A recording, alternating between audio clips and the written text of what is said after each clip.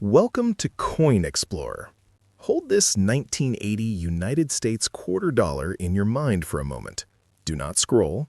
Do not assume you already know its story. At first glance, it looks completely ordinary. It feels like the same quarter you might receive in change at a store.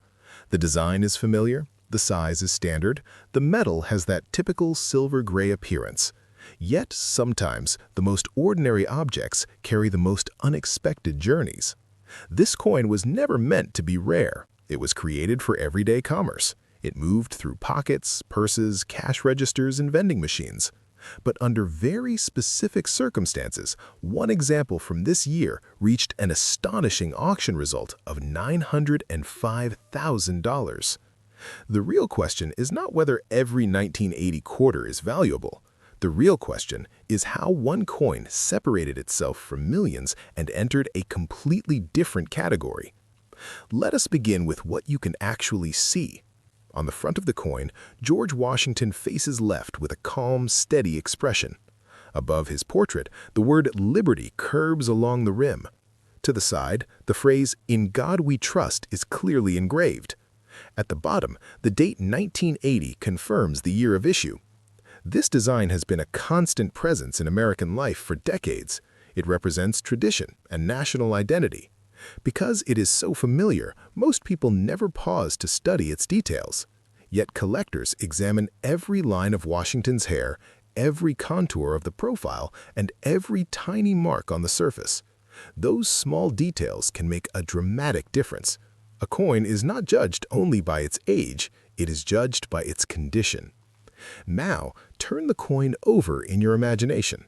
The reverse features a strong heraldic eagle with wings fully extended. The eagle grips arrows in its talons, symbolizing strength and readiness. Beneath it, olive branches represent peace.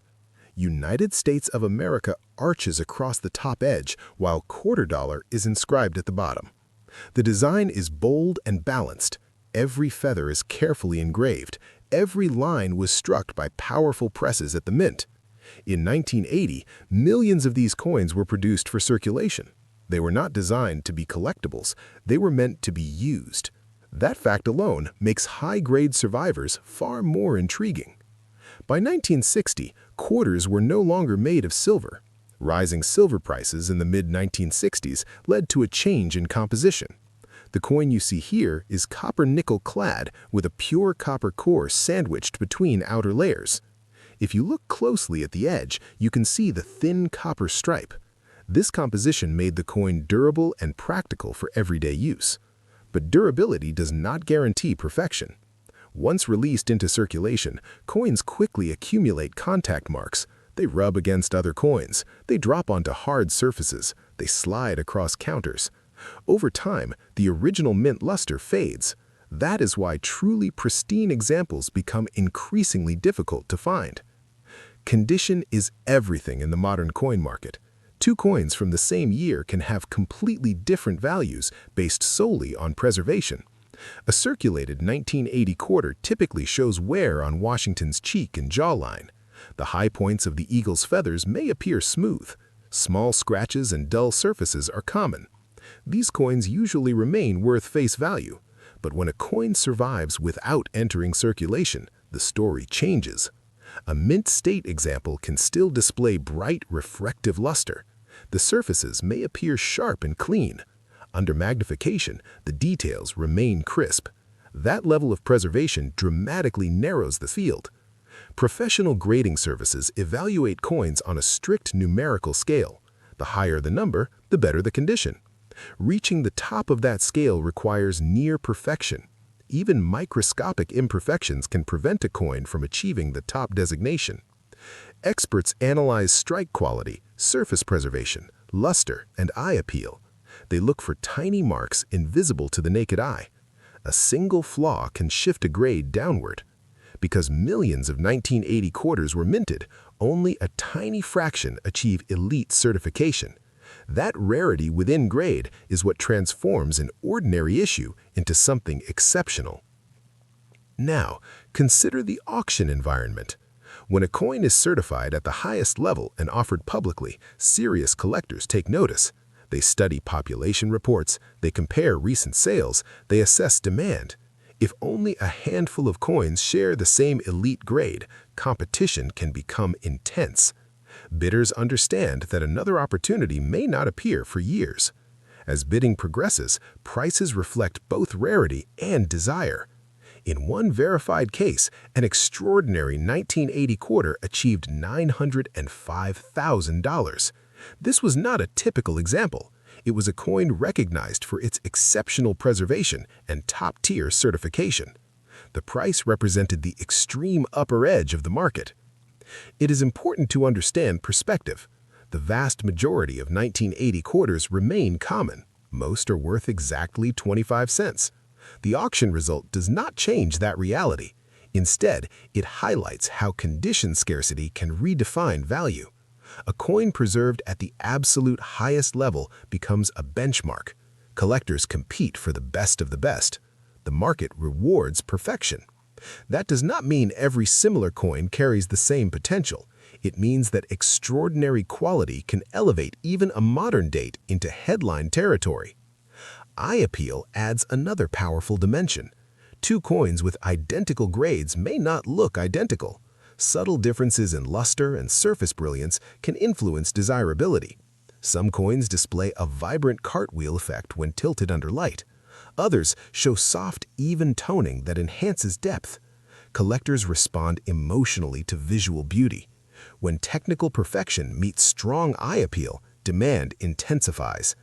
Auctions become moments of anticipation. Each bid confirms the coin's standing in the collecting world. The final hammer price reflects more than metal. It reflects trust, certification, and competitive interest. So think about the journey of a coin that achieves such status. It may have been set aside immediately after minting. It may have been stored carefully in protective packaging. Decades later, it might have been submitted for professional grading.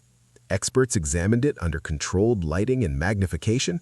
After certification, it entered the marketplace with documented credentials. Serious collectors evaluated it. When the auction opened, attention focused sharply on that single piece. Bids rose step by step.